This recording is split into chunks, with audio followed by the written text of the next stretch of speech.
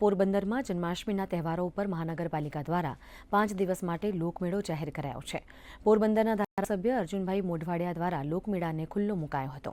આ મેળામાં જન્માષ્ટમીના દિવસે વરસાદ થતાં રંગત જામી ન હતી, પરંતુ નોમના દિવસે ઉઘાડ નીકળતા લોકો ઉત્સાહપૂર્વક મેળાની મજા માણી રહ્યા છે।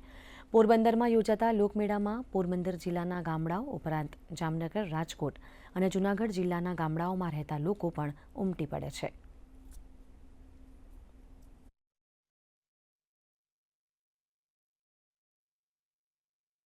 આજે નોમના દિવસે મેળામાં વરસાદ ન હોવાથી ખૂબ મજા આવે છે અને બાળકોને પણ નવી નવી રાઇડ્સનો આનંદ માણવા મળે છે।